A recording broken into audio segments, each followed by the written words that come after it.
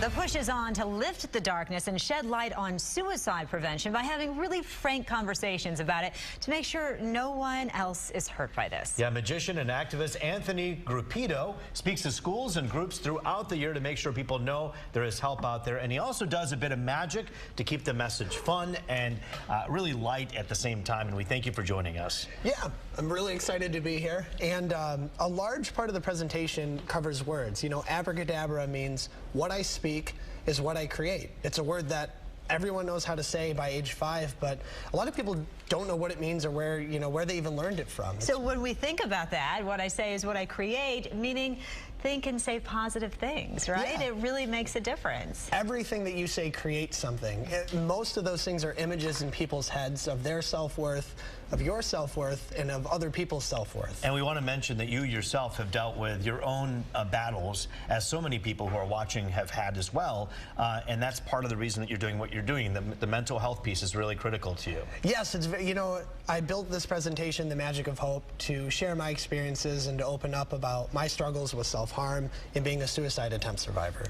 And we're so glad that you are a survivor, and there's always help out there. We'll get to that as well. But what do you got with us right now? Yeah, just a cool little exercise that I thought we would do is just having you both write down some words. Okay. And would you do me a favor? Would you just write down some words of positivity, maybe something that would give you strength? Me? You want me to write that? Or actually, you know what? Roop? I got an idea. Just We'll have Roop write that. Okay. And would you do me a favor? You're going to write something that would take away strength. Okay. Okay? So maybe take away strength. All right. Or cause anxiety.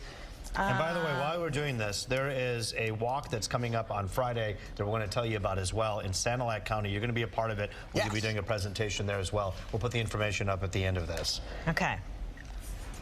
All right, good. I got it. Yeah, so I mean, there's a lot of different things that when we're talking about words, you know, trauma, injury, death, pain, self-doubt. These are things that might cause people anxiety. These are things that would, you know, take away strength. I have mine. I got my positive ones here. Love, wellness, goodness. Yeah, do me a favor. We're gonna try something pretty cool here. Actually, it looks like something kind of happened here. But do me a favor. I want you guys to both at the same time rip up your pieces of paper. Okay, just right down the middle here. Yeah. Okay, mine's not ripping. Try to rip it up some more. I'm not kidding. That mine is not ripping. You do it. Wow. You seem to have no problem with yours. Wow. Yeah, it won't rip. That's how damaging trauma, injury, very damaging. And well, here's the thing. Here's the thing. When you're writing down things, when you're speaking things, you know, love. What did you? Wellness. Love, wellness, and goodness. Good you know, that gives you strength. That allows you to go through your day regularly.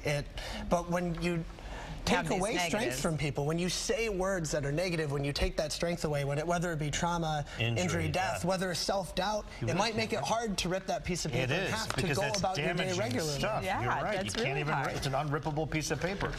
It's pretty amazing. You know what? Scissors will work. There are tools to help people accomplish the everyday, even when they're dealing with anxiety, even when they're dealing with depression. And there are plenty of organizations to help with that. Counseling, like I've gone back to recently, to help deal with my anxiety.